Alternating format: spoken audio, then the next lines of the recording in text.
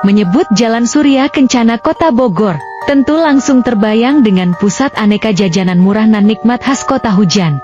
Sebut saja laksa Bogor, cungkring, soto kikil, sampai es pala. Tapi tahukah Anda bahwa sosok Surya Kencana punya sejarah yang misterius? Dari keberadaan terakhirnya yang tidak diketahui siapapun, sampai dugaan keberadaannya dalam dimensi yang berbeda, bahkan mendiami sebuah keraton gaib. Benarkah demikian? Berikut tentang misteri akan membahasnya. Lokasi yang sejak puluhan tahun silam diyakini warga sebagai makam petilasan Raden Surya Kencana, berada di Desa Gunung Bunder, Kecamatan Pamijahan, Bogor. Butuh sedikit perjuangan untuk sampai ke area makam, peziarah harus mendaki jalanan yang cukup curam. Di satu titik yang rimbun dengan pohon bambu, Bu Maya selaku kuncen petilasan menyebut bahwa lokasi ini dipenuhi energi gaib yang kuat. Jalan yang dikenal dengan tanjakan Cai Ibu ini diyakini menjadi gerbang gaib menuju keraton Raden Surya Kencana. Tak jarang warga mengalami kejadian di luar nalar di lokasi ini. Terus sempat pengalaman saya pribadi ya, waktu itu kan di sini ada pemandian Pancuran 3, pemandian Cai Ibu gitu. Saya ini tiba-tiba itu anak ngelihat sesuatu dan dia pengen lari ke jurang gitu. Tiba-tiba ya? Oh, sampai saya Kejar. enggak kejar, kita pegangin, dia udah tahu dia mau lari, dipegangin sampai licin gitu. Diangkat sama 2 orang nggak kuat 4 orang baru dibopong bawa ke rumah. Jadi pas saya tanya, kamu ngelihat apa? Ampura, punten sadayana punten. Jadi melihat sosok tinggi besar gitu dan ingin membawa dia ke sana gitu. Bahkan, beberapa penampakan makhluk gaib pernah dilihat warga di area lereng Gunung Halimun Salak ini.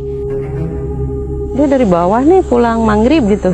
Jadi dia ketemu sama dia panjang. Jadi apa kayak pas-pasan dia turun ke bawah. Ini dia naik gitu. Gitu ya? Oh. Aja sepanjang jalan dia nangis sampai kampung. Orang kampung sampai pada keluar semua.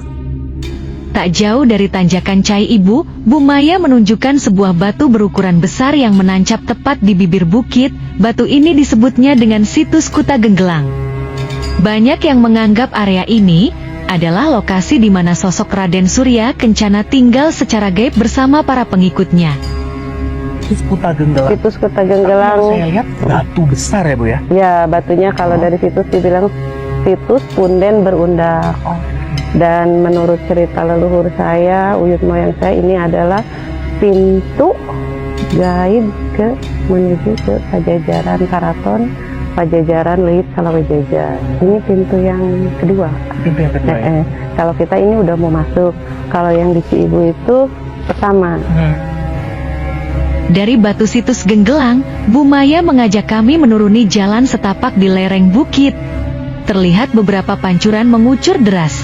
Dengan airnya yang jernih dan dingin, tempat inilah yang disebut Pancuran 7 Cai Ibu. Mata air ini dikeramatkan oleh warga, karena diyakini pernah menjadi tempat pemandian suci Raden Surya Kencana.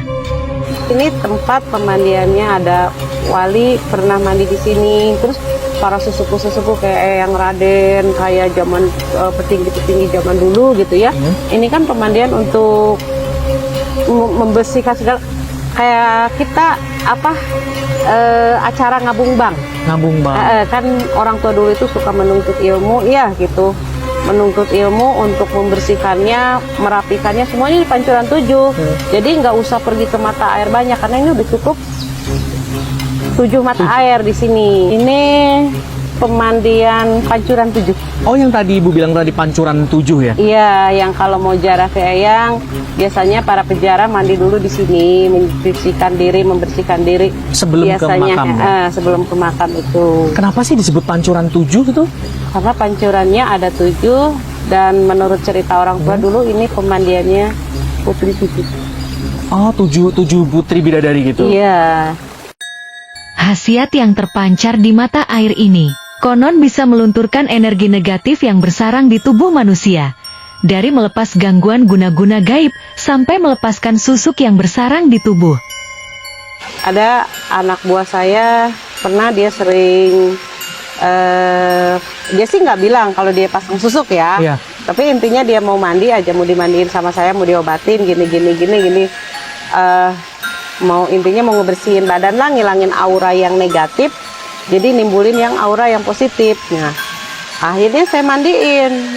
Ternyata pas dia udah itu, saya telepon saya, ibu, kayaknya di muka saya ada sesuatu yang keluar. Emang teteh pasang tusuk? Saya bilang, iya, ini tiap saya berbedak tuh nyangkut mulu. Katanya itu apa, tepon katanya.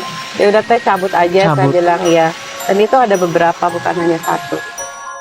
Kami pun sampai di sebuah bangunan besar menyerupai rumah yang berdiri di puncak bukit. Di dalamnya terdapat sebuah pusara bertuliskan nama Raden Surya Kencana.